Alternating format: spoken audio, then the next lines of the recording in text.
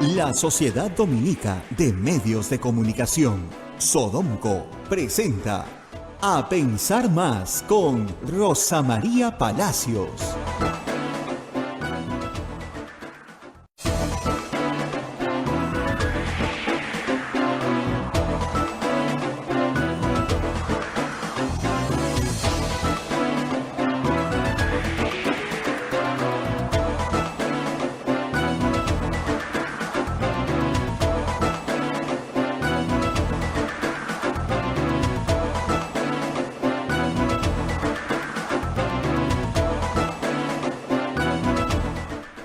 Señoras y señores, muy buenos días. Bienvenidos a Pensar Más con Rosa María Palacios a través de las emisoras de la Sociedad Dominica de Medios de Comunicación. La Sociedad Dominica de Medios de Comunicación, Sodonco. Pero antes de comenzar con el saludo y la bienvenida a Rosa María y a las emisoras, permítanme dar una mención. Vacunación en la Florida, 4 días y 3 noches, incluye traslado, 3 noches de alojamiento, traslado a un centro de vacunación o farmacia, tour de compras en Dolphin Mall, hospedaje en el hotel Sheraton Miami Airport, precios por persona en base a habitación doble, Miami $392. También hay paquetes a Cancún, Punta Cana y más. Reservas al WhatsApp 990-386-973, 991-699-196. Repito, 990-386-973, 991-69196. Y damos la bienvenida a nuestra red Sodonco, integrada por Radio Santa Rosa en Lima, Radio Santo Domingo en Chimbote, Radio San Martín en Arequipa, Radio Veritas en el Cusco, Radio Cepagua Ucayali, Radio Quillabamba La Convención, Radio Madre de Dios en Puerto Maldonado. También damos la bienvenida a otra red de radios amigas, Radio Huánuco en Huánuco, Radio La Voz de Ayacucho en Ayacucho, Radio Pública en Puno, Radio Moro en Ancash, Radio Cumbre en Huancayo, es la radio del arzobispado, Radio Milenio en Satipo, Radio Estación Solar en Abancay, Radio Oriente en Yurimaguas, Radio Los Ángeles en Cajamarca, Radio San Valentín en Lampa, Radio Activa en Cerro de Pasco, Radio Continental en Huanta.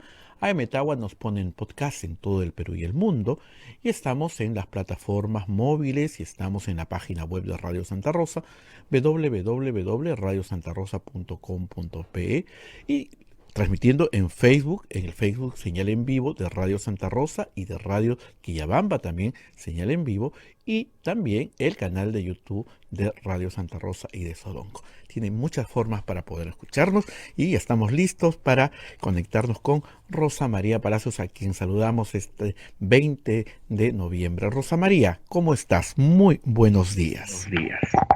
Muy buenos días, Abel. Muy buenos días a toda nuestra audiencia en el Perú y en el mundo. Vamos a empezar, como cada mañana, haciendo las menciones de nuestros auspiciadores. Pontificia Universidad Católica del Perú. Por segundo año consecutivo, la Pontificia Universidad Católica del Perú obtuvo la mejor evaluación de todo el país en el cumplimiento de los objetivos de desarrollo sostenible por el ranking Times Higher Education Impact 2021. Nuestra universidad lidera 13 de los 17 objetivos que plantea la Organización de Naciones Unidas. Y vamos con los colegios dominicos. Colegio Sagrado Corazón Sofianum, 74 años al servicio de la educación en Arequipa, formando integralmente a la niñez y juventud desde la pedagogía de la luz y verdad. El proceso de admisión para el año 2022 está abierto. Colegio Sagrado Corazón Sofianum, formamos en luz y verdad. El Colegio Privado Bilingüe Reina de los Ángeles, situado en La Molina, tiene como meta la educación en las virtudes cristianas para construir una sociedad más humana, más fraterna y más feliz.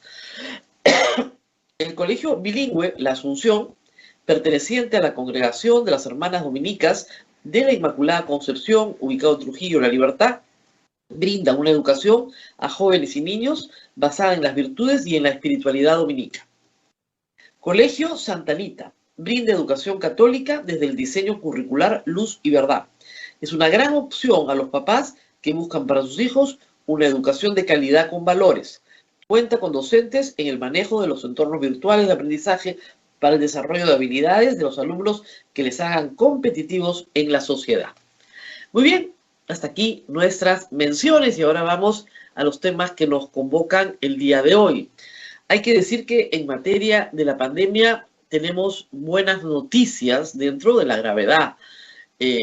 Ayer se confirmó que la caída de decesos en Lima en el último mes es de más de 40%, lo cual confirma una caída nacional.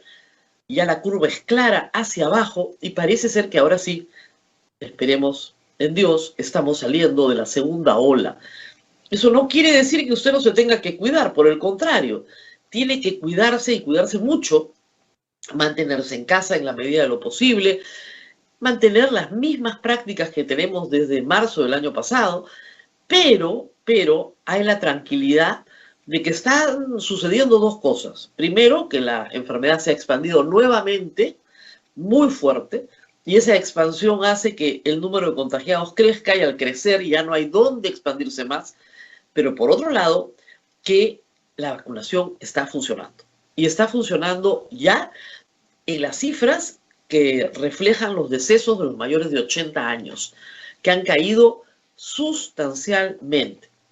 En la medida que toda la población vulnerable sea vacunada, el número de decesos va a caer dramáticamente. Así está sucediendo en los países donde ya la vacunación ha crecido de una manera sustancial, no solamente Israel, también en los Estados Unidos. Es clara la curva de descenso en la mortalidad derivada de la vacunación masiva que se está realizando. Así que a seguir con la vacunación. El ministro de Salud ha anunciado ayer que es posible que en julio también se atienda a los mayores de 55 años, donde estamos yo y Abel, así que es posible que para julio también podamos recibir la primera dosis de la vacunación.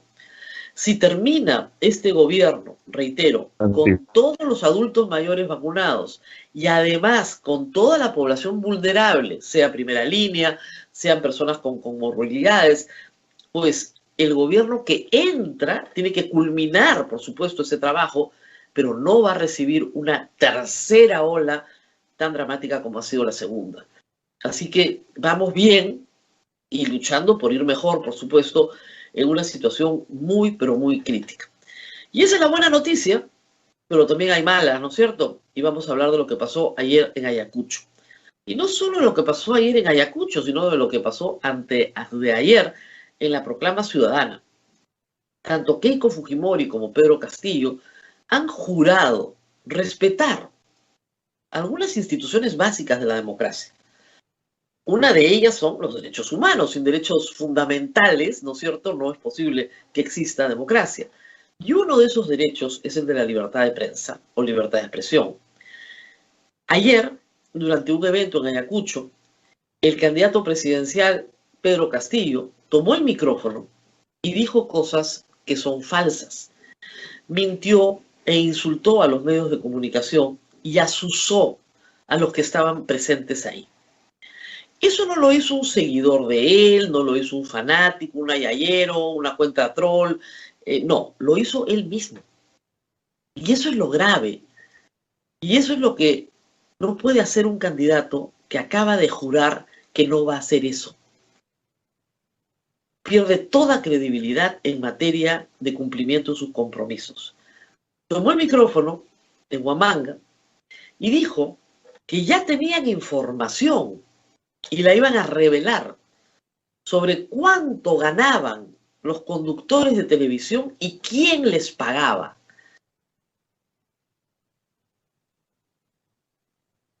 ¿Eso no es una amenaza a la libertad de expresión? Discúlpeme, de donde yo vengo es una amenaza y bien clara.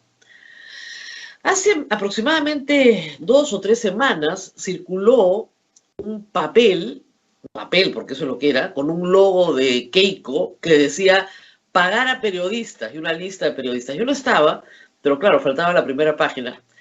Y estaban una serie de rostros conocidos a los que supuestamente se les pagaba. El documento era manifiestamente falso. Si se refería a ese documento, el señor Pedro Castillo, pues estaba mintiendo. No hay ningún pago a ningún conductor de televisión hecho por Keiko Fujimori. Es grave, reitero, porque se trata del candidato presidencial, no se trata de una cuenta troll, no se trata de una cuenta creada para desprestigiar, no, se trata del propio candidato presidencial que el día anterior había jurado con su palabra de maestro respetar la libertad de expresión. ¿Cuánto vale la palabra de maestro? 48 horas vale. Ni eso, ¿eh? No llegó ni a los 48 horas, creo. ¿Cuánto vale la palabra de maestro? Y claro, la población asusada, molesta, comenzó a gritar prensa basura, y un equipo de Canal N que logró subirse a la tolva de una pick-up fue perseguida con los carrizos con los que atan las banderolas y les gritaban de todo. Previamente, la reportera Stephanie Medina había recibido una patada generosa, ¿no?, de uno de los miembros de la guardia, pues será de fans del señor Pedro Castillo. No podemos culpar a Pedro Castillo de la patada, pero sí podemos culpar a Pedro Castillo de azuzar a la turba para que persiga periodistas.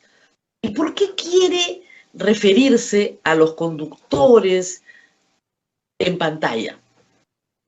Porque la mayoría de las personas no conoce a los propietarios de los medios de comunicación. Sus rostros no son conocidos, pero los rostros de los conductores de los programas de televisión sí. Y por lo tanto, hacerlos visibles ante la gente ayuda al candidato en su tesis de que toda la prensa está comprada por algún interés subalterno y que todos son unos vendidos y entonces no hay más que desacreditar a la prensa y atacarla. El señor Castillo y sus seguidores han hecho de la victimización por terruqueo una línea de conducta en el último mes. Todo el día se quejan de eso. Efectivamente, hay gente que descalifica de una manera inapropiada, pero reitero, esas personas no son el candidato a la presidencia de la República que ha juramentado ayer. Está muy mal que el señor López Aliaga diga las barbaridades que ha dicho. Y las ha dicho sobre todo también contra la prensa. Y acá le hemos contestado al señor López Aliaga en varias oportunidades lo que merece. Porque en eso son igualitos, López Aliaga y Pedro Castillo. Detestan a la prensa, odian a la prensa, porque la prensa les dice cosas que no quieren escuchar. La gran diferencia es que López Aliaga no juramentó nada. Más bien se negó a ser parte del pacto ético electoral. Por lo menos en eso no fue hipócrita. Pedro Castillo juramentó antes de ayer, juramentó que iba a respetar la libertad de prensa. 48 horas después está en una plaza en Huamanga, azuzando a la turba contra los periodistas que estaban ahí presentes, que no son propietarios, que no ganan grandes sueldos. Son reporteros que tienen que darle cobertura a sus actividades, porque después se quejan de que no le dan cobertura a sus actividades. Entonces, le dan cobertura a sus actividades y les pegan. ¿Y saben qué es lo más grave? Que un gobernante que tiene ese trato déspota, porque es un trato déspota al trabajo profesional de otras personas, hoy día lo tiene contra los periodistas. Mañana lo tiene contra cualquiera. Y decide pues que esos malditos, ¿no es cierto?, son hoy sus ex adversarios en el sindicato. Que esos desgraciados son los que comercian con el hambre del pueblo. O esos sinvergüenzas son los curas que están en la iglesia. O la universidad privada, o el colegio privado, o la empresa privada, o el bodeguero, o quien se le ocurra. Ya se usa una turba para romper, para destrozar, para patear, para incendiar. La humanidad ya lo ha visto, ¿eh? No solamente en el Perú, en otras partes del mundo, y en el Perú lo hemos visto con dolor. Cuando se asusa una turba para destruir propiedad pública y privada, cuando se asusa una turba para perseguir periodistas, se empieza a perseguir todo. Hay que también hacer un punto aparte para los que justifican al señor Castillo. Han salido una cantidad de gente que lo justifica. Yo quisiera que pensaran qué hubiera pasado si Keiko Fujimori hubiera hecho algo así en un mitin y después sus seguidores le hubieran pegado a un periodista. Estaríamos haciendo una vigilia nacional todos los periodistas. No quiere decir que Keiko Fujimori no sea una amenaza también para la libertad de expresión. Una amenaza muy concreta que hemos examinado en este programa por su conducta y la de su bancada en los últimos 5 años. Pero los pecados de los otros no te hacen santo. Pedro Castillo tiene que responder por un juramento que hizo antes de ayer. El día lunes juró, perdón, hace ya más de antes de ayer. Ayer era antes de ayer. El día lunes juramentó. Hoy estamos jueves. El juramento le duró hasta el miércoles nomás. Los que justifican a Pedro Castillo dicen, no, pues que si la prensa lo ha maltratado, tiene derecho. Ah, ya. Tiene derecho. Ni una sola prueba de lo que dice, ¿eh? No ha presentado una prueba de un periodista que haya recibido, que salga en televisión y que reciba dinero mal habido, ilícito. Ni una prueba. Es su dicho. Ni una prueba. Pero no, lo que pasa es que él ha sido maltratado. Pues es que se entiende, no se entiende.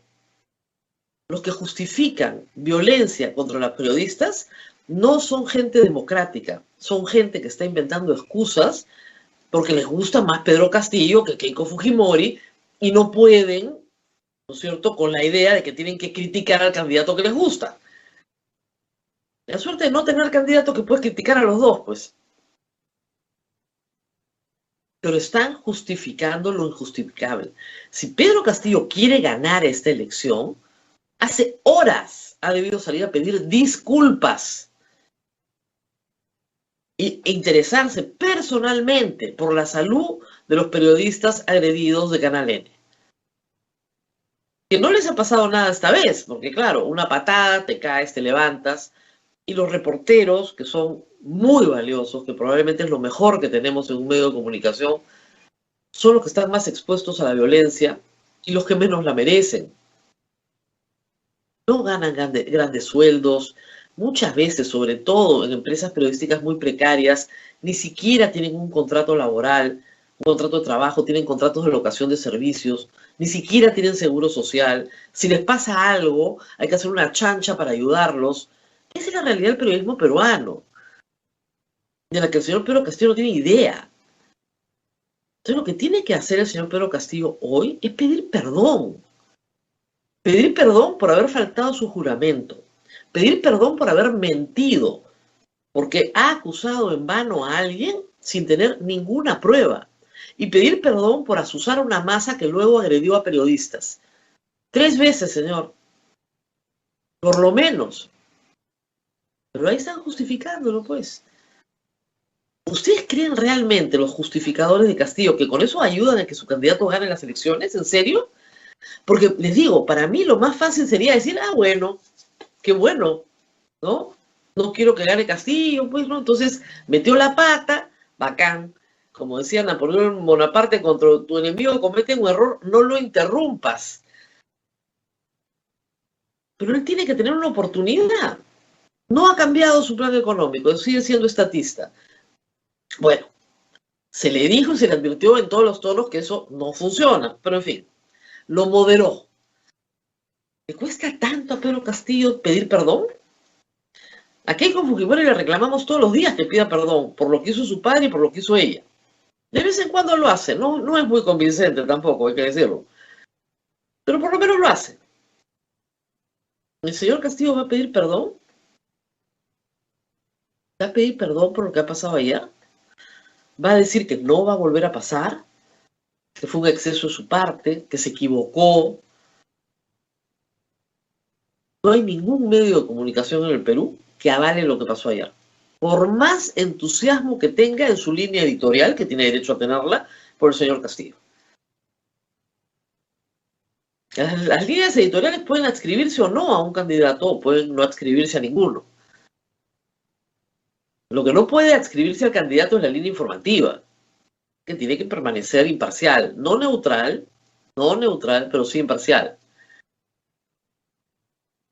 No hay neutralidad frente a las violaciones contra el derecho a la expresión. No hay neutralidad, pues. Se está infringiendo la ley se está infringiendo un juramento y se está infringiendo principios básicos de convivencia democrática. Y lamentablemente en la experiencia humana, si estas cosas no se paran muy al inicio, escalan y cada vez son peores. Y reitero, el señor Castillo puede asusar a una turba no solo contra la prensa, sino contra todo lo que él perciba como sus enemigos, que pueden ir desde la facción de Patria Roja en el sindicato, ¿no es cierto?, sus enemigos de siempre, o puede ir a cualquiera que él perciba como alguien que tiene más dinero o más poder del que él cree merece tener. Contra cualquiera. En el pueblo que sea, contra la persona que sea. Mandar turbas, ¿no es cierto?, a pegarle a aquel a quien él considera un enemigo del pueblo. Y de enemigos del pueblo ya hemos tenido, ¿no es cierto? Ya hemos tenido juicios populares. ¿O no era ayer lo que estábamos viendo una pantomima de juicio popular?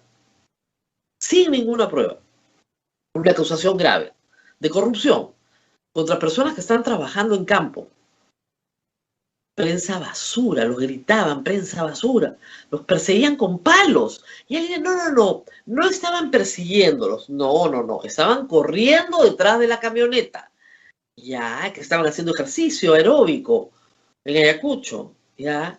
¿Y por qué gritaban prensa basura? Ah, no, es su arenga, así les gusta arengar. Ya, no había ninguna amenaza, no, ninguna, imagínense. No ha pasado nada. Tremendo. Abel, ¿qué más tenemos hoy?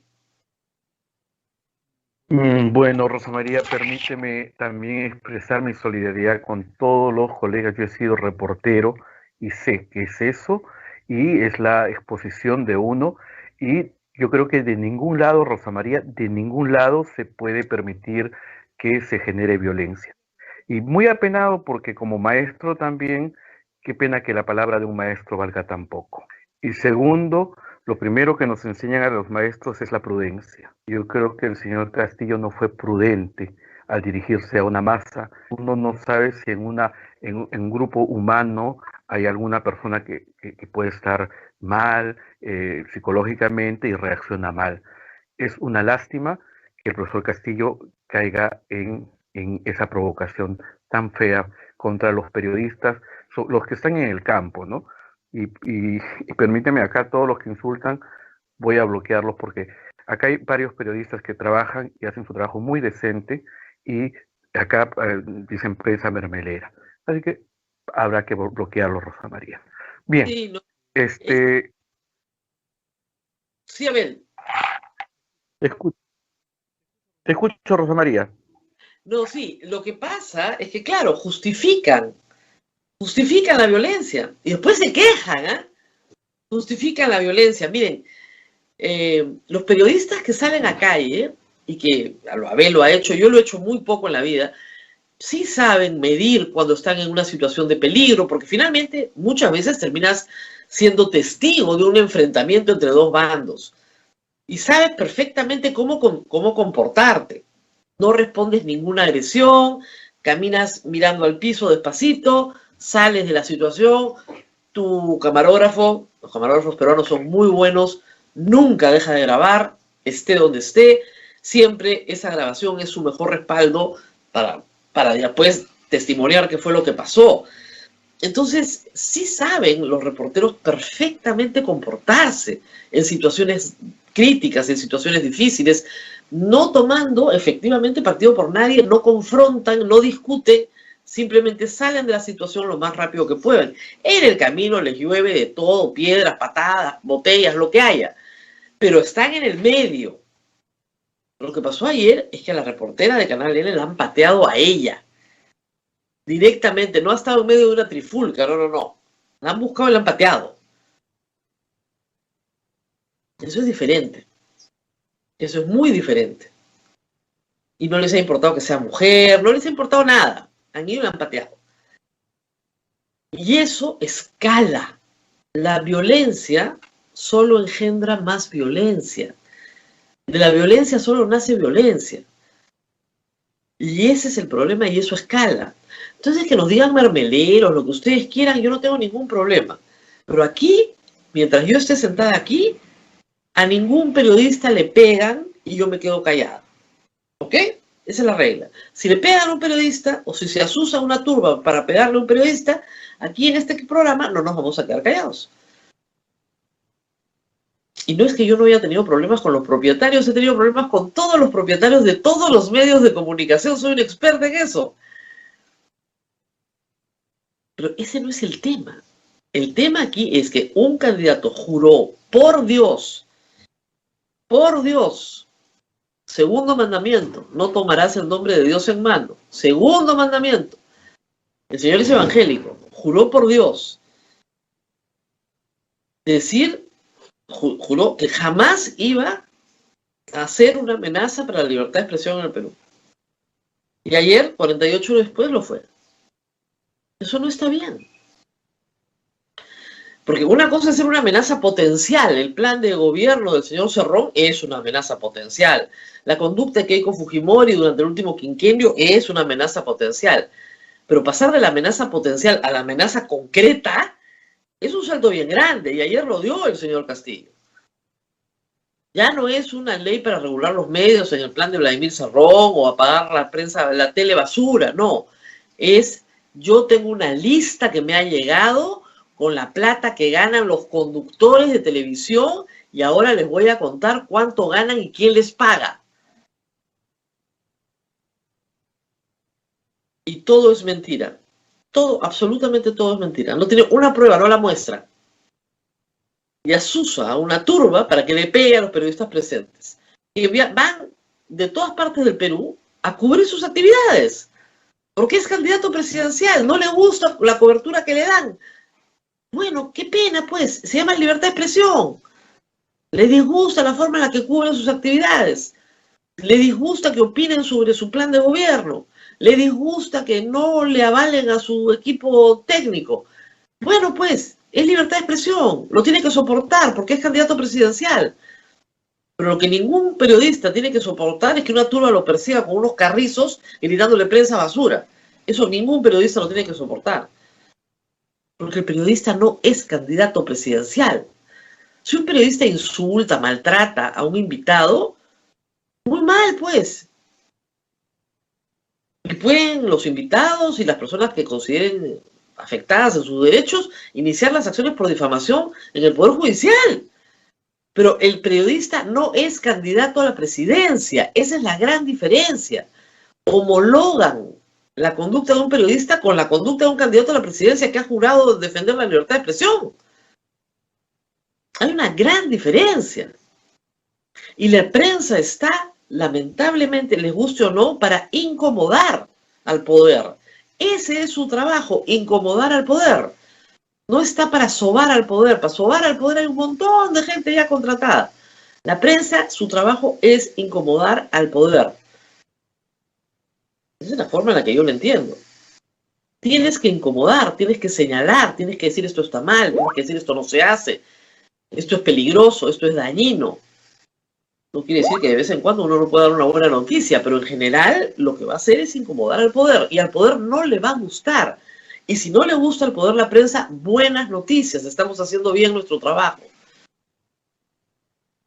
Lo que pasa es que algunos electores asumen que ellos mismos son el candidato presidencial. Se colocan en la psiquis del candidato favorito y actúan con la misma violencia que su candidato favorito, con la misma violencia verbal.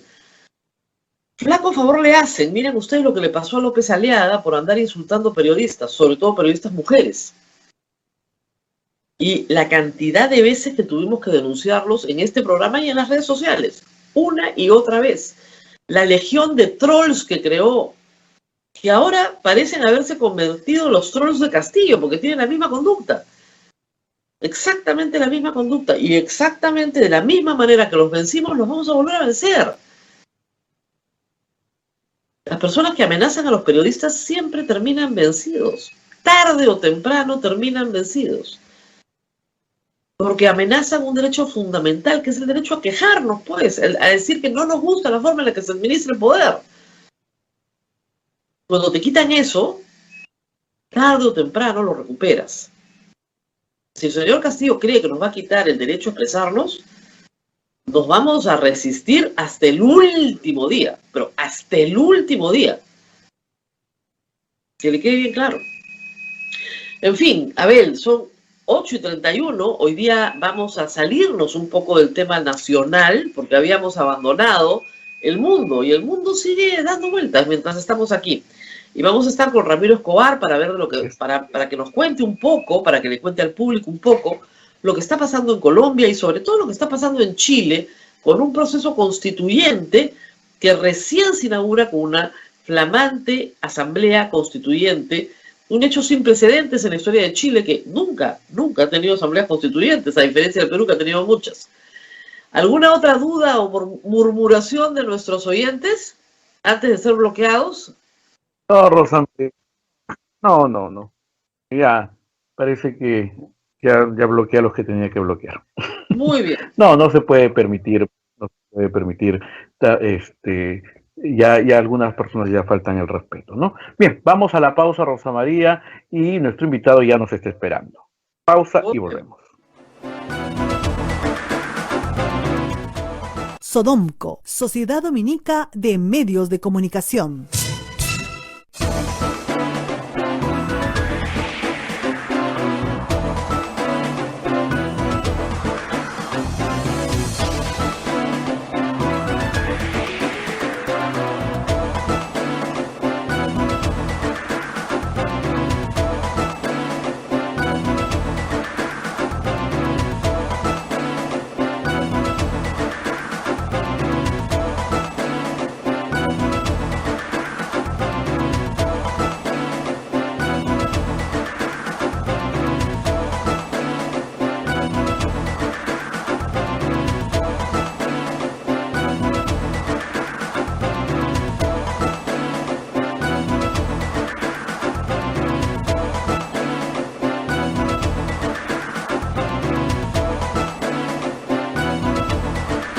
Continuamos con A Pensar Más a través de las emisoras de la Sociedad Dominica de Medios de Comunicación.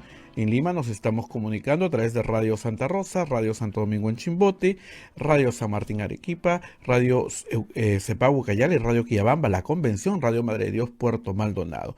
Hay otras redes de radios amigas, Radio Huánuco en Huánuco, Radio La Voz de Ayacucho en Ayacucho, Radio Pública en Puno, Radio Moro en Ancash, Radio Cumbro en Huancayo, Radio Milenio en Satipo, Radio Estación Solar en Abancay, Radio Oriente en Yurimagua, Radio Los Ángeles en Cajamarca, Radio San Valentín en Lampa, Radio Activa en Cerro de Pasco, Radio Continental en Huanta, AM Tagua nos ponen podcast en todo el Perú y también estamos en Facebook, señal en vivo, Radio Santa Rosa, Facebook, señal en vivo, Radio Quillabamba y también el canal de YouTube de Radio Santa Rosa. Bien, Rosa María, ¿estamos con Rosa María? Rosa María, he perdido acá la señal. Bien, Rosa María, adelante. Todavía no estamos con nuestro invitado, ¿verdad? Es un pequeño problema técnico, ahorita lo solucionamos, Rosa María. Perfecto. Mientras adelante. tanto, contarles que ya salió el cronograma para el retiro de hasta 4 ITs, 17.600 soles, para aquellas personas que tienen AFP. Se presumía que la ley iba a ser observada por el Ejecutivo, no ha sido así, y ya está el cronograma presentado, se aprobó por insistencia, y dependiendo del último número de su DNI, del dígito final de su DNI, hay que ingresar la solicitud desde el 27 de mayo, ahorita, hasta el 23 de junio, ¿no es cierto? Esto para que luego de 90 días se le pague en 2 partes los 17.600 soles de su cuenta de AFP. Como les he explicado en algún momento, pues hay que pensar con el bolsillo, pero también con la cabeza, ¿no? Para algunas personas esto significa ya simplemente quedarse sin ninguna jubilación. Según la Superintendencia la Superintendencia de AFPs, esto significa el retiro para algunas personas también del 50% de su fondo. Entonces, si usted está cerca de la edad de jubilación, piénselo bien, de repente lo quiere retirar cuando se jubile, no es obligatorio retirarlo, pero está ahí.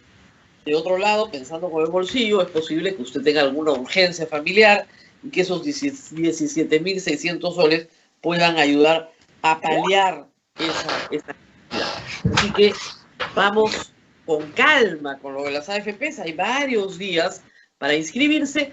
La misma metodología que se siguió el año pasado, con mucha eficacia, hay que decirlo. El sistema privado montó un sistema de devoluciones muy rápido, muy rápido y muy eficaz. Así que de la misma forma tendría que hacerse en este caso. No sé si ya tenemos a nuestro invitado Abel, seguimos solucionando el problema. Ya tenemos al invitado, sí, problemas con la imagen, pero igual ya lo podemos escuchar y se escucha. Adelante, Rosa María. Muy buenos días a Ramiro Escobar, ¿nos escucha?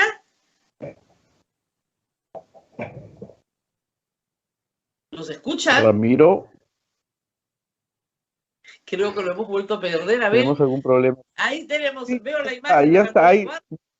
Pero ahí está nuevamente. Pero no lo escucho y no sé si él me escucha a mí. ¿Me puede escuchar en este momento? Lo veo, pero no lo escucho. Vamos a tratar de que nos escuche. No, si algo hemos aprendido en el último año es a no tener ansiedad digital, calma. Ya va a aparecer su voz. No hay que desesperarnos. Hemos logrado que aparezca su imagen, eso ya es un milagro. Vamos a ver si el milagro Santa Rosa nos lo hace completo y logramos que aparezca su voz también, o que él nos pueda escuchar a nosotros, porque creo que no nos está escuchando. Claro, ya estoy en cámara, pero no escucho nada, es lo que me está diciendo. Sí, lo sabemos. Ramiro. Estamos tratando de... Tu micrófono, por favor. De repente hay que prender el micrófono. A veces pasa eso, nos olvidamos de prender el micrófono y a veces tal vez sería necesario, chicos, llamarlo por teléfono para tenerlo en imagen, pero por el teléfono escuchar su voz. Esa es una salida que hemos intentado varias veces y nos ha funcionado, así que vamos a ver si nos funciona también en esta oportunidad. No es tan complicado como parece, uno se asusta mucho. Yo normalmente entro en pánico cuando pasa eso. Te contaré a ver que ayer estaba dictando clases, ya faltaban 15 minutos, 20 minutos para que termine la clase, y yo estaba en una perorata y de repente, ¡pum!, todo se fue. Y aquí ya tengo fibra óptica, entonces fue un drama, pero, digamos, me demoré 15 minutos en solucionarlo. A veces en televisión no tenemos ese tiempo, en una clase tampoco, pero al final pudo solucionarse, ¿no? Entonces hay que tener paciencia. Además siempre tenemos plan A, plan B, plan C, plan D, ¿no? Todos los planes posibles para poder estar con ustedes de alguna forma.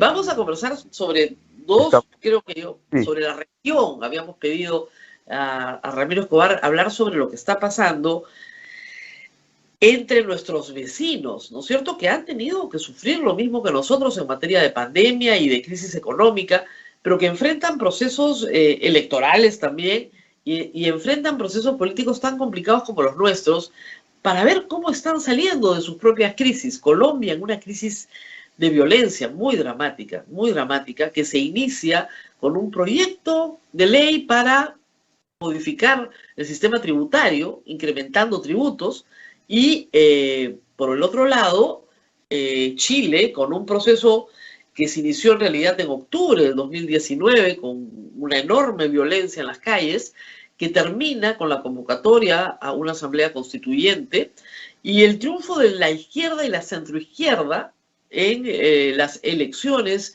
del domingo pasado, donde también efectivamente hay cambios importantes.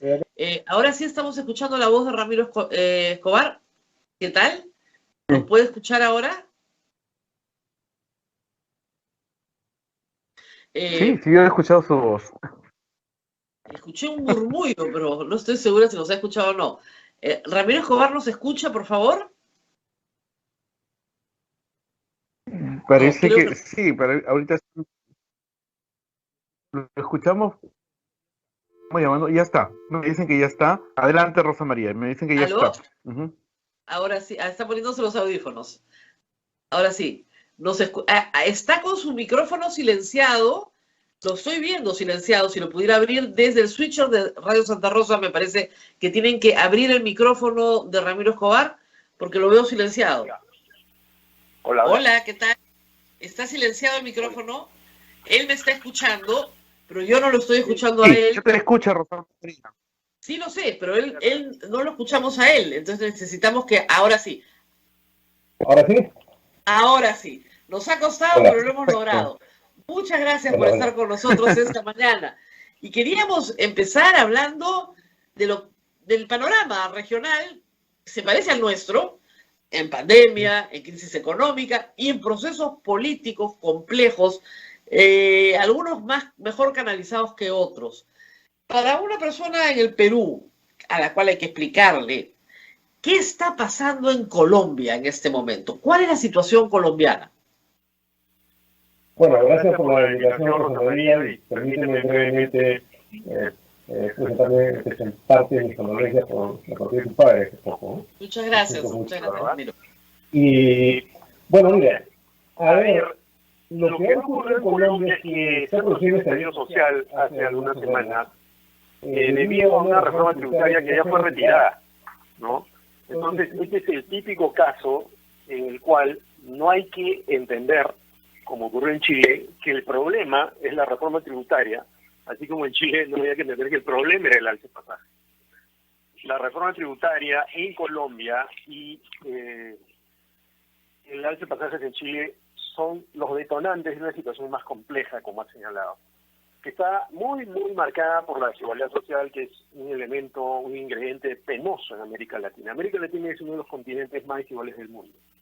Entre los 10 países más desiguales, hay 8 que son latinoamericanos, entre ellos Colombia y Chile. Eso no significa, por ejemplo, que en Chile la gente sea muy pobre, pero la diferencia entre el más pobre y el más rico es muy grande. En Colombia es peor. En Colombia, yo he estado ahí varias veces, por ejemplo, solo en Bogotá, únicamente en Bogotá, Rosa María, hay 7 estratos sociales. El 1 es el más bajo y el 7 el más alto, y entonces la diferencia es abismal. Entonces, eso es el telón de fondo, pero han convergido algunos problemas más específicos. Uno, la brutalidad policial, ¿no?, ejercida en varios episodios, no solo en esta revuelta o en esta protesta, sino el año pasado, cuando incluso murió un joven por los golpes de la policía, quedó mal y luego murió, y después hubo protestas y también hubo muertos.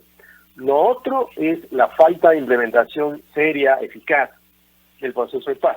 No es que no esté marchando, pero se le atribuye al presidente Duque un poco compromiso con eso, porque Álvaro Uribe, que es su mentor, nunca fue un devoto del proceso de paz.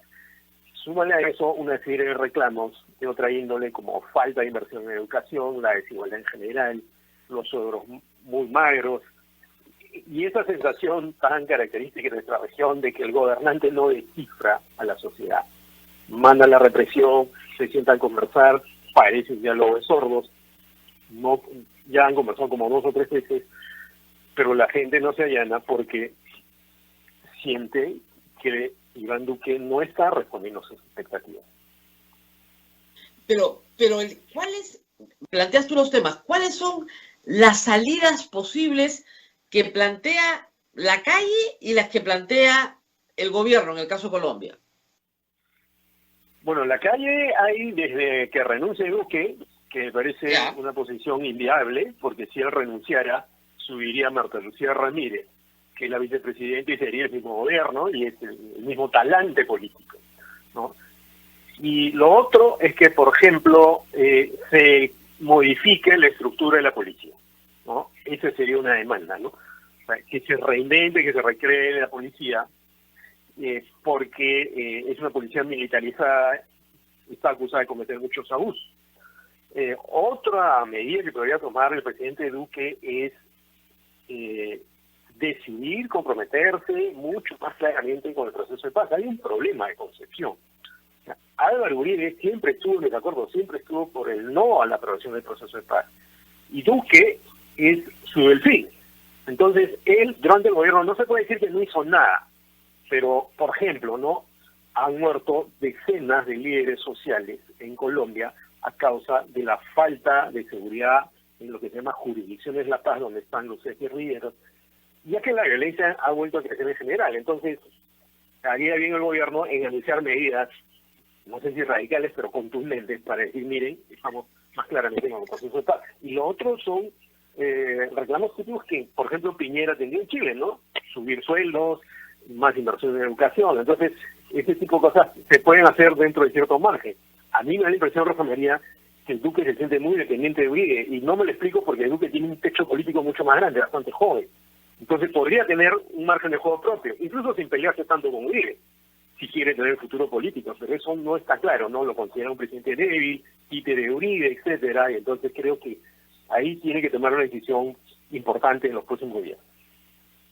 ¿Qué peso tienen en estos estallidos de violencia remanentes justamente de fuerzas contestatarias al Estado, que si bien se rindieron, puede ser que no hayan terminado de rendirse? ¿Qué peso tiene eso? Bueno, eso sin duda gravita, ¿no? Porque en una parte de la FARC, yo recuerdo haber entrevistado a un comandante de la FARC en La Habana y a los negociadores en Bogotá, los negociadores del Estado. Y recuerdo que el comandante que entrevisté en La Habana con los que estaban negociando la paz me dijo que puede ser que algunos compañeros me dijo no entren al acuerdo. Eso siempre está dentro de lo posible. Incluso cuando ya se firmó el acuerdo, algunos se salieron, ¿no? Entonces, es posible que algunos de ellos estén activos en esta protesta. Es posible también que miembros del ELN, es posible también que paramilitares. En Medellín ha habido gente armada, civil, disparando contra los manifestantes. Sin embargo, esta nuevamente es una situación en la que los gobernantes, incluso analistas políticos, ¿no?, deberían tener calma al totalizar la protesta y decir, oh, son terroristas, bandidos, como se le dice en Colombia. No es así, no es así. Es cierto que esos ingredientes pueden estar en la protesta, pero la gran mayoría, como ocurrió en Chile, está protestando de manera legítima y pacífica. Ahora, esta policía militarizada es también una herencia de justamente los años de violencia que sacudieron por el narcotráfico y por la FARC a Colombia. Y esta herencia no se reformó aparentemente, esa es la queja, es una policía heredada que al ser militarizada no tiene el respeto básico por el ciudadano, los derechos humanos, etcétera, sino que ve al ciudadano como un enemigo militar. Esto es parte del debate ahora. ¿Se va a proponer una reforma a la policía?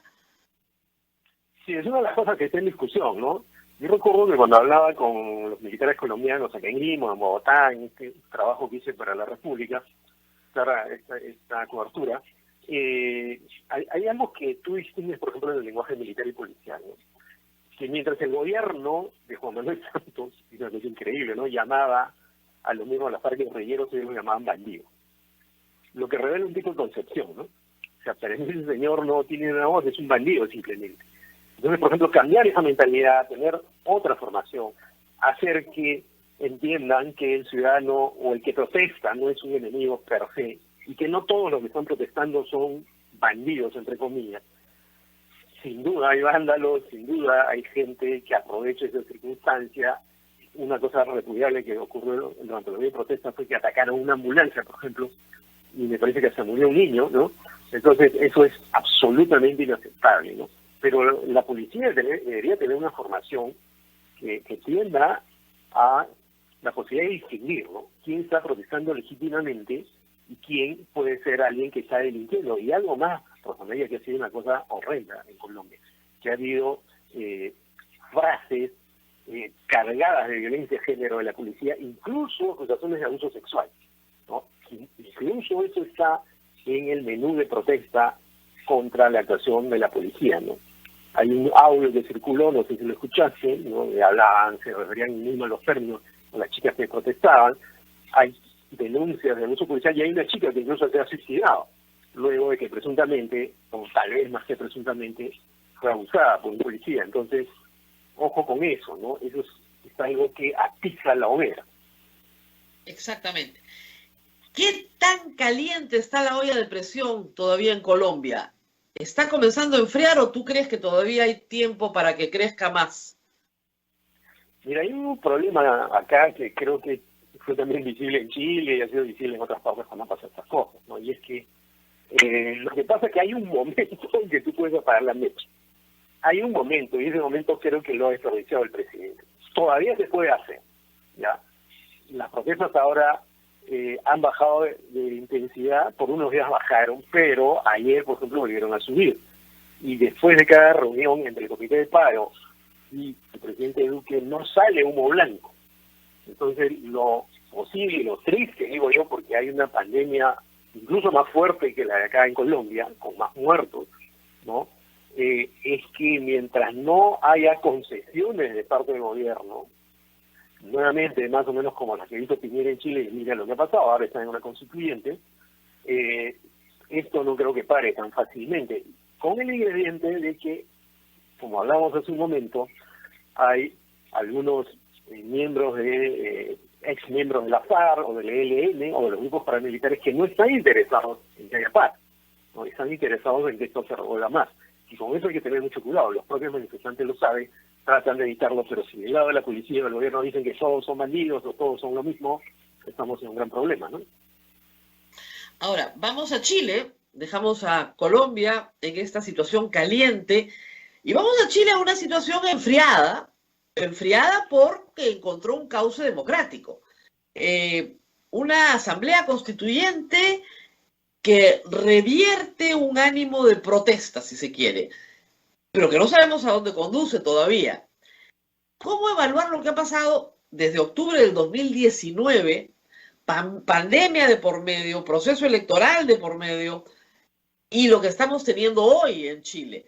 ¿Las cosas se han encauzado correctamente o si el resultado de esta asamblea constituyente no es satisfactorio, puede volver a explotar la sociedad chilena?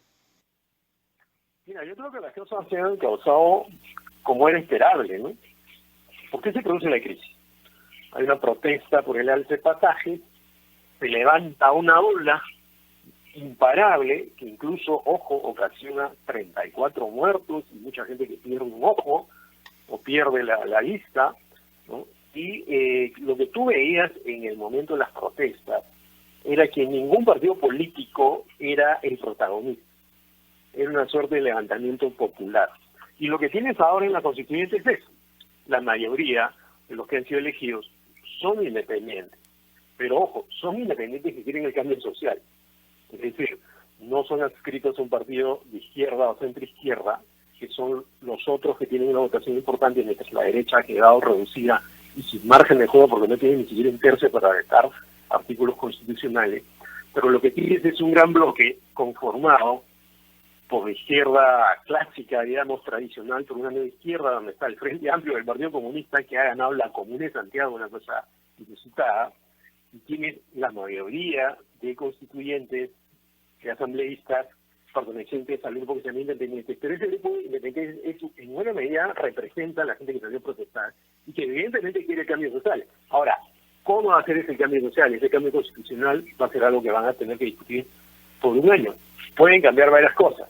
Yo no creo que sean tan suicidas como para arruinar, digamos, la estabilidad económica que en medio de toda la desigualdad que es otro de los grandes problemas de Chile, como veíamos, se ha mantenido. Pero sí creo que va a haber sustanciales cambios en materia de derechos de la mujer, de derechos de la comunidad LGTBI y de derechos de los pueblos indígenas que ahora tienen 17 escaños en la Asamblea. Ahora, ¿tú crees que Chile, que tenía una mayor estabilidad política que el Perú, está atravesando su propia crisis de los partidos políticos, como la tenemos aquí desde hace 2 décadas? ¿Es eso lo que estamos viendo, una crisis de estos grandes conglomerados políticos que eran la Concertación contra los conglomerados de derecha? ¿Es eso lo que estamos viendo? Sí, claro. Y eso se está viendo no ahora, ya venía desde la elección anterior, desde la elección presidencial anterior. Recuerdas que aparecieron el Partido Comunista, el Frente Amplio, partidos progresistas, digamos, de clases medias, ¿no? Que probablemente son propios de una sociedad que tiene cierta estabilidad económica y social y que ya reclaman otras cosas, ¿no? Ya no reclaman solamente una cuestión económica, también, por supuesto, porque la desigualdad en Chile es muy alta, pero reclaman más derechos, reclaman que se les respete más a las mujeres, reclaman que se luche más contra la violencia de género, reclaman la presencia de los pueblos indígenas, reclaman los derechos de la comunidad LGTBI. Entonces, si hay una crisis de partidos, porque, por ejemplo, el único partido que ha salido más o menos vivo de esta elección, no es que todos estén muertos, o sea, tienen asambleístas y han ganado algunas comunas, ¿no? Pero el único que ha salido más o menos parado es el Partido Socialista. Pero el partido, o sea, el conglomerado de partidos de derecha, la UDI, Renovación Nacional, han quedado casi por los suelos, ¿no? La democracia cristiana también, ¿no? Y curiosamente el partido que ha levantado mucho, que es un partido tradicional, pero que está, digamos, forma parte de una izquierda como no tan clásica, que no era la que normalmente ganaba, el Partido Comunista, lo tiene la Comunidad de Santiago, y probablemente tenga un candidato presidencial fuerte, que es Jadue, ¿no? Si es que se confirma su candidatura. Entonces, claro, lo que estamos viendo son tal vez unos dolores de parto del nacimiento de una clase política muy diferente a la que Chile tuvo después de Pinochet. O sea, la transición de Pinochet a la democracia es lo que ha vivido Chile y ahora nace probablemente un nuevo sistema que no conocemos, pero con otros protagonistas, otros conglomerados políticos, otras asociaciones. ¿Es eso lo que estamos viendo? Claro, eso es lo que estamos viendo, y no es que los partidos anteriores vayan a desaparecer. Yo creo que hizo bien el presidente Piñera, es un gesto que normalmente los presidentes no tienen, que el día de las elecciones, cuando ellos den los resultados, reconoce, pues no hemos sintonizado con la gente. Entonces es una profunda pregunta que tienen que hacerse los partidos tradicionales, tanto de derecha como de izquierda, porque la concertación por partidos por la democracia que gobernó Chile varios años también fue golpeada en esa elección.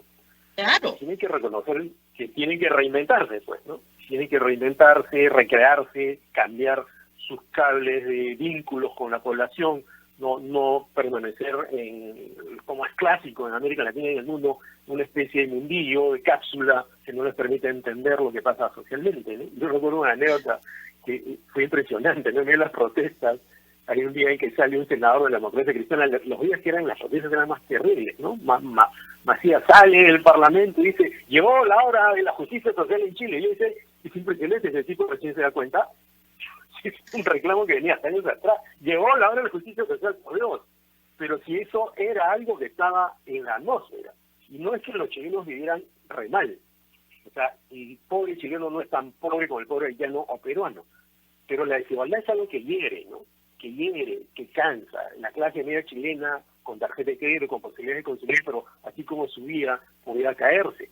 Entonces, eso es algo que agota a la población, y entonces ahora se está cayendo una forma de vivir, no solo un modelo, diría yo, y se está cayendo también el legado de Pinochet. Claro. Ahora, era difícil de entender, no la protesta, que se entendía perfectamente, sino, por ejemplo, el incendio de los establecimientos comerciales, ¿no? Como símbolo, no sé, del hambre o de la prosperidad, no sé muy bien. Quemar comida es algo que no se hace en Latinoamérica, ¿no? Se saquea un poco, pero incendiar comida, y se incendiaron más de 300 establecimientos comerciales. ¿Cómo se explica eso? ¿Qué explicación sociológica hay a ese fenómeno? Sí, yo no soy sociólogo, pero me parece que cuando se desata una protesta de esta magnitud, hay diversas intensidades en la marea ciudadana. Y hay un sector que obviamente llega a tener mucha furia. Y en Chile además hay un sector anarquista importante, ¿no? Un sector anarquista que incluso ha sido acusado de poner bombas. Entonces, las explicaciones de este tipo de actos iban por ahí. Probablemente los anarquistas o sectores muy extremistas, probablemente de izquierda, que perpetraron estos actos. O simplemente gente que aprovecha, digamos, el caos para saquear, ¿no? Yo recuerdo haber estado en una protesta en Iquitos contra Tibuinza y pasó eso, ¿no? O sea, había gente que protestaba, pero gente que aprovechó para saquear. Y eso puede ocurrir en medio de una marea ciudadana de esta magnitud, y es lo que también los gobiernos deben prever. Lo mejor en esto es la vacuna preventiva, es vacunarse antes, para que no te agarre un cuadro fuerte de protesta ciudadana, para hacer una metáfora pandémica, ¿no? Así es. Si no, claro.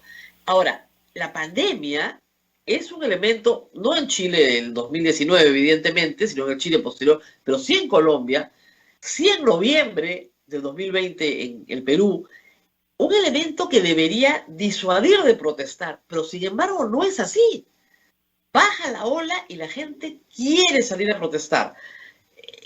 ¿Cómo se explica esto? Y no fue un disuasivo tampoco en los Estados Unidos, ¿no es cierto? En el verano del hemisferio norte del año pasado. Entonces, la pandemia no es un freno a la protesta social. ¿Cómo explicarnos esto que sucede en la región?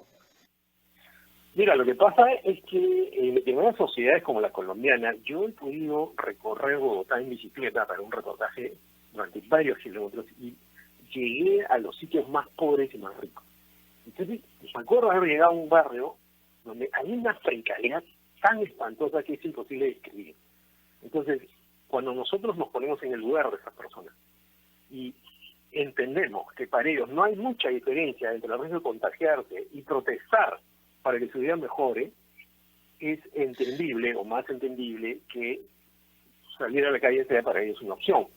Y es lo mismo que ocurrió acá en Perú en el 2019, aunque la protesta acá en Perú fue más de clase media, pero en Colombia es clarísimo que hay personas que juzgan que para ellos la opción de salir a protestar es libre. Incluso personas de clase media, como los estudiantes, que pueden decir, bueno, me puedo contagiar, pero yo quiero tener un mejor futuro, quiero tener una mejor educación, quiero que la educación no me cueste tanto.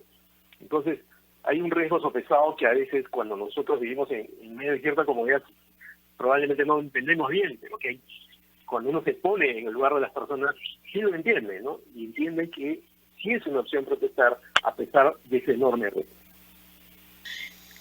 Me quedan pocos minutos, no quiero dejar de hablar de Bolivia y Ecuador, nuestros otros vecinos. Ecuador con un nuevo gobierno, Bolivia también, que emergen de procesos electorales pandémicos también, igual que el nuestro, con signos muy diferentes. Empecemos por Ecuador. Retos para el presidente que entra en una situación económica, crítica y también, pandémica. Bueno, el triunfo de Guillermo Lasso fue un poco sorprendente porque se apostaba al triunfo de Andrés Arauz, el candidato correísta, pero esto permite hacer una puntada política importante. Esto le demuestra a ciertos núcleos de izquierda en América Latina, concretamente el correísmo, o podría ser el chavismo, que cuando se enquistan en el poder pierden el cable ciudadano, ¿no? ¿Por qué la gente no votó por Arauz? Porque tenía el recuerdo autoritario de Correa. Y había otro candidato, que era Yacu Pérez, que era una izquierda más indigenista y que muy probablemente si pasaba le iba a ganar a Lasso, ¿no? Entonces, finalmente, ¿por qué pierde? Porque hasta parece que los partidarios de Pérez votaron por Lasso para evitar al correísmo que les recordaba un proceso autoritario que tuvo logros, pero un costo también autoritario importante. Entonces, ¿qué es lo que tendría que hacer Guillermo Lasso? Primero, creo que no tendría que pasar de la noche al día, ¿no? Porque, claro, si él trata de hacer un gobierno ultraliberal, digamos, ¿no? Y no atiende las demandas de la población, por ejemplo, los indígenas, que lo han apoyado en parte, ¿no? Si además no se compromete a fondo con la lucha contra la pandemia y no establece medidas que amengüen la crisis sanitaria, y si por ejemplo, y esto es importante porque es miembro del Opus Dei, ¿no? Si él no pone a un lado sus convicciones religiosas y trata de promover una agenda conservadora en el país, puede empezar a tener problemas. Espero que tengan claridad de este tipo. Cualquiera puede tener su fe, su adhesión a cualquier corriente religiosa, pero es importante saber que él es un jefe de Estado y no es un miembro de una congregación, ¿no? Entonces, creo que puede tener un gobierno estable si es que atiende estas demandas que están ahí huyendo, además, ojo. ¿Y en Bolivia? Bueno, en Bolivia lo que ha pasado es que ha ganado el MAS nuevamente después de todas las turbulencias que hubo, pero ha perdido una elección regional hace poco, lo que quiere decir que tampoco tiene todo el viento a favor.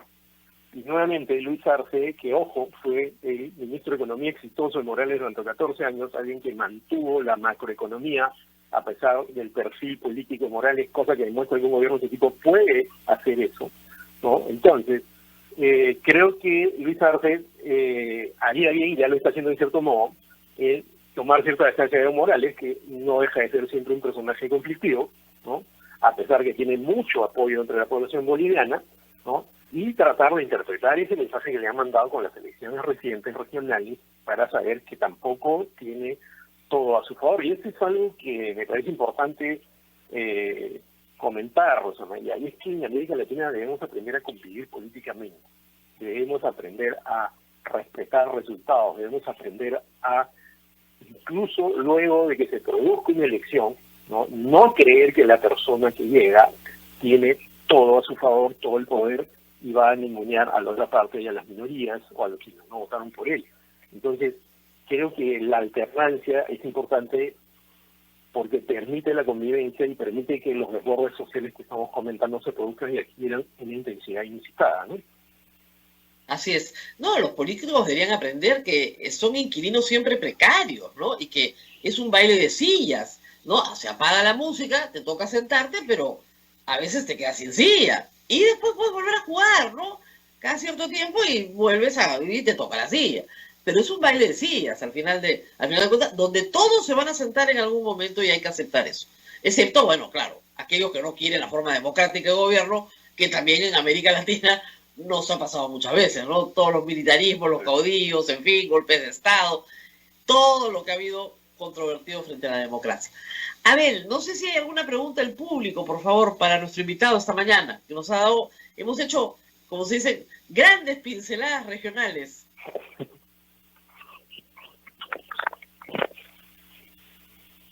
Abel, ¿me escuchas? Sí, Rosa María, acá tenemos alguna pregunta de nuestros amables oyentes. Dice si podría el invitado referirse acerca de lo que sucede en Argentina, o sea, la corrupción y el hundimiento económico, también acerca de lo que está sucediendo en España, está ocurriendo una invasión migratoria. Bueno, Respecto a esos temas, si te puedo referir, Ramiro. Primero.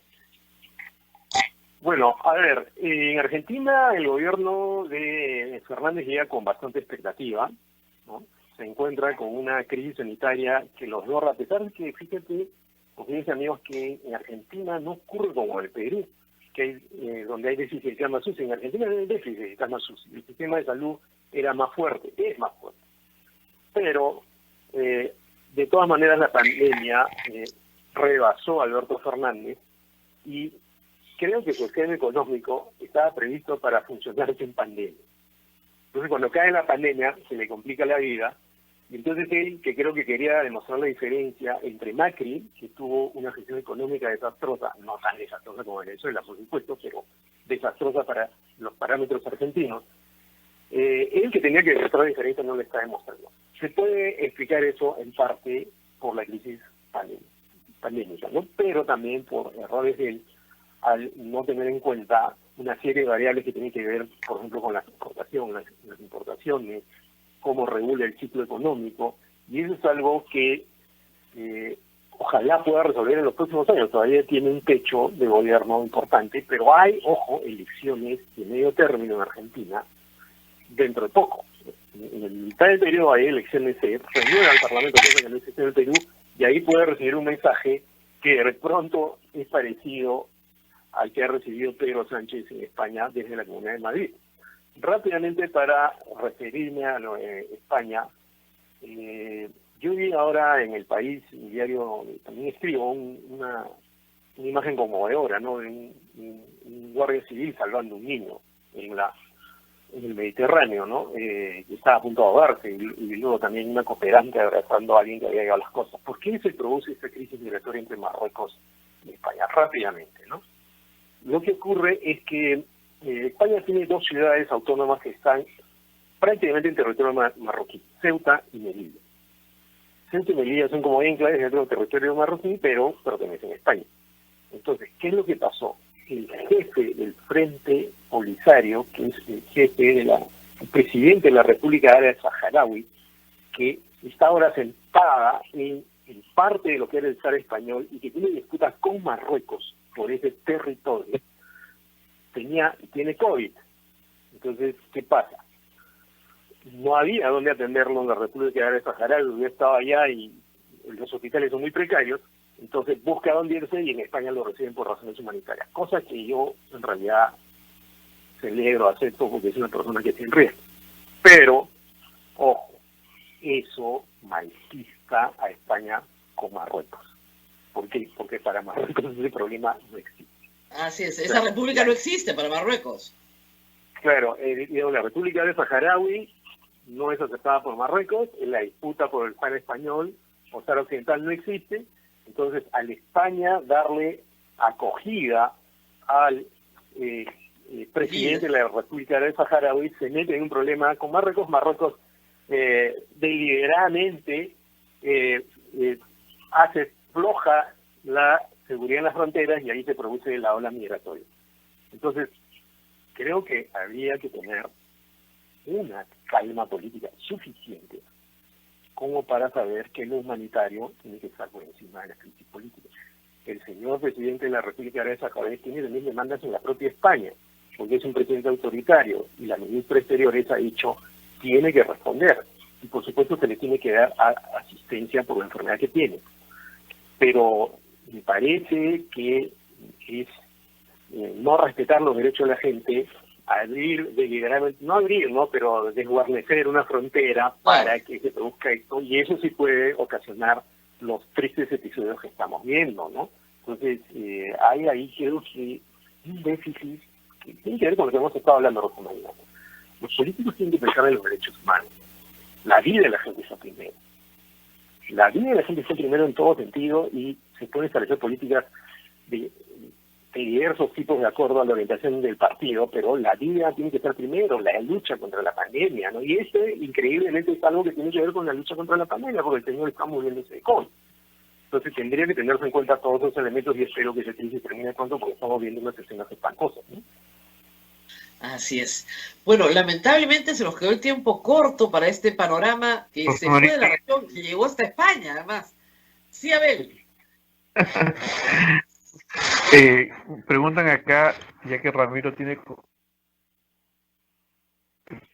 Abel, te perdimos. ¿Cómo Abel, te estamos era perdiendo. nosotros, Ramiro? Perdón, de nuevo, Abel, porque te perdimos. Ya. Bien, Ramiro tiene contacto con colegas de la región. ¿Cómo los periodistas y la gente que está afuera, cómo está viendo al Perú en este momento que estamos pasando? Bueno, rápidamente, es bien interesante, porque yo continuamente converso con mis colegas de la región por la naturaleza de mi trabajo, y ven con sorpresa lo que está pasando en el Perú, ¿no? No se explican cómo estos dos personajes políticos han llegado a la segunda vuelta, y hay que explicarle de comienzo: mira, sacaron una baja votación, ¿no?, en un momento en que el sistema político se había convertido en un archipiélago, ¿no?, y ahora están en la segunda vuelta dos personajes, dos candidatos que no tuvieron una votación mayoritaria. Eso lo diferencia de lo ocurrió en Venezuela, en Bolivia, donde Chávez o Evo Morales llegan con una votación arrasadora y con mayoría parlamentaria. No es el caso. Y creo que la tensión muy triste que estamos viviendo, que ha llevado, como tú sabes, hasta el fútbol, hasta la iglesia, ¿no?, cosa que creo que debería evitarse, ¿no?, está produciendo una tensión social que, fíjate, yo, si me permites rápidamente, Rosa María, yo de verdad llamaría a la gente que se calme, ¿no?, a que tome las cosas con calma y que reflexione. No podemos estar en esa tensión social, esa especie de guerra de odio digital o real, en medio de una pandemia, además, en medio de una pandemia. Yo creo que habría que tomar las cosas con calma y pensar, reflexionar, tomar una decisión cada quien, informándose, entendiendo, y no odiando, no molestándose, no condenando, no insultando, porque eso es nocivo, nos está haciendo daño a todos, ¿no? Y eso me parece que hay que evitarlo, ¿no? Mira, la única buena noticia en ese sentido es que felizmente falta poco. Faltan un poco más de 2 semanas y nos libramos de esta cosa. No me importa quién salga, lo único que quiero es que acabe, como dice mucha gente. Ya, por Dios, esto es pleito sobre pleito. El otro día bromeaba en Perú que decía, bueno, me da ganas de dormir y levantarme el 7 de junio cuando ya todo pasó, y de pronto me voy a encontrar que uno de los candidatos no acepta la derrota. Y entonces va a empezar otro ciclo que fuese terrible, ¿no? Y me parece espero que no suceda, Ramiro, la verdad, espero que esta vez no suceda. Porque de verdad sería muy, muy difícil para el país volver a tener lo que tuvimos en 2016. Sería inaceptable. De verdad que sí, porque eso es el origen de todos los problemas de inestabilidad política que hemos tenido. Que ya nos dejaría a todos exhaustos. No sé si te pasa, Rosa María, y seguramente los amigos oyentes, yo ya hasta me agoto psicológicamente, ¿no? Porque es el nivel de tensión, de estrés. Ya tenemos estrés con la pandemia. ¿Por qué alimentar ese estrés peleándonos de esa forma por la cuestión política? Que causa conflicto, evidente, pero se puede procesar de otra manera. No es imposible dialogar, no es imposible ver, reflexionar. Y eso me parece que es algo que tendríamos que evitar. Y que quería decir algo, si me permite, es un pequeño cherry, voy a dictar un curso en el Centro Cultural de la Católica sobre pandemia y política, donde vamos a hablar de estos temas, ¿no? A partir de ¿Cuándo comienza el curso? Es este lunes en el Centro Cultural de la Católica, durante 6 lunes, de 7 a 9 de la noche, vamos a tener 6 sesiones donde vamos a hablar de estas cosas, justamente qué vínculos hay entre la pandemia y la política, cómo se ha afectado la región, cómo el medio ambiente, tema muy importante, incide en la propagación de las pandemias, qué tiene que ver esto, por ejemplo, con la geopolítica de las vacunas. Y esto creo que es importante porque en ese momento hay que entender qué nos está pasando como sociedad, qué nos está pasando en la región y qué nos está pasando políticamente en un momento donde se cruzan estas dos variables terribles, ¿no? Terribles. Y que creo que es muy importante en ese momento, y creo que es algo que haces en tu programa, llamar a la gente a pensar y a sentir, a ponerte en el lugar del otro, a tratar de convivir y no a atizar el incendio como si no nos importara la vida de nosotros y nuestra propia vida. Yo creo que eso no es inteligente y no es humano, por último, ¿no? Así es. María, de verdad, bueno, voy a aprovechar el Cherry, Centro Cultural de la Pontificia Universidad Católica. Usted puede entrar rápidamente por la página web, inscribirse, lunes de 7 a 9, 4 lunes, ¿verdad, Ramiro? 6 lunes. 3 lunes. Te digo 4 porque yo voy a estar dictando también la próxima semana, desde el miércoles 26, en el mismo Centro Cultural, 4 semanas, tenía que promocionarlo, había prometido, de 7 a 9, pero solo para hacer análisis político antes y después de las elecciones. Las 2 semanas antes y las 2 semanas después, ¿no? Con resultados y todo, para ver cómo se conforma. Claro, ya para 2 semanas después vamos a tener un mapa del poder en el Perú mucho más claro, ¿no? Ya con un Congreso proclamado y los presidentes, en fin, el presidente proclamado, la presidenta proclamada, lo que corresponde. Muy bien, Abel, ahora sí nos tenemos que despedir. Van a ser las 9:20. Gracias a Ramiro Escobar. Muchísimas gracias, ya Ramiro. saben, lunes de 7 a 9 en el Centro Cultural de la Católica. Y nosotros nos vamos, pero regresamos mañana de todas maneras. Gracias, Ramiro. Gracias, Ramiro. Nos vamos, Rosa María. Y también el curso de Rosa María, ya estaba leyendo que ya va a salir, Rosa, tu curso. No, ese es otro curso. Otro curso. Sí. Ya. El curso de la Católica con el Centro Cultural es los miércoles de 7 a 9. Ese sí es una clase en vivo conmigo, pero hemos vuelto a grabar con el equipo de OnSite una segunda parte de Votar por el Perú. El primer curso es un curso de, básicamente, teoría del Estado, derecho constitucional y organización de los partidos políticos. Esta segunda parte incide más en la parte política de las opciones que han ganado.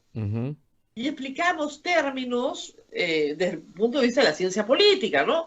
Y creo que va a ser muy útil para centrar el debate. Y para todos los interesados sí está disponible en la plataforma web de onsite.pe, como otros cursos, no solo el mío, otros también, pero también la primera parte, para aquellos que están interesados, también sigue ahí a la venta. Solo que la segunda parte, a partir de hoy, está con descuento hasta el 30 de mayo, así que pueden aprovechar también. Así que sí, muchas gracias por el Cherry, porque me ayudas a promocionarlo, y lo vamos a seguir haciendo a través de las redes sociales. Muy bien, y para los que sí, y por supuesto, como siempre, en ese curso, en el de OnSite, va a haber un conversatorio antes de, digamos, la primera vuelta, ¿no? El 31 de mayo, el lunes 31 de mayo, con lo último de la información, o probablemente el miércoles con las encuestas que nadie puede difundir, también tenemos un conversatorio con los que se matriculan.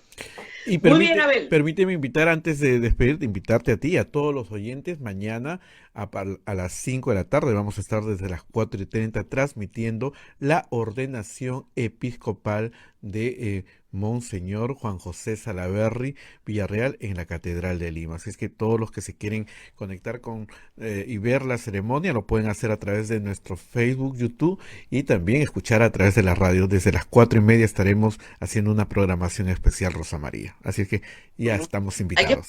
Hay que explicarle al público que para nosotros es una gran alegría. El padre Juan José Salaverry, ahora Monseñor, ha sido nuestro director provincial y muy activo en la vida de la radio, de Radio Santa Rosa, que le debemos tanto. en estos años y estamos muy, muy felices de su ordenación el día de mañana, o sea que ahí estaremos de todas maneras. Así es. Bien, Rosa María, cuídate bastante. Ojalá que tengamos un día tranquilo, pacífico y nos Ojalá. encontramos mañana. Chao. Chao, chao. Hasta pronto. Chao, chao.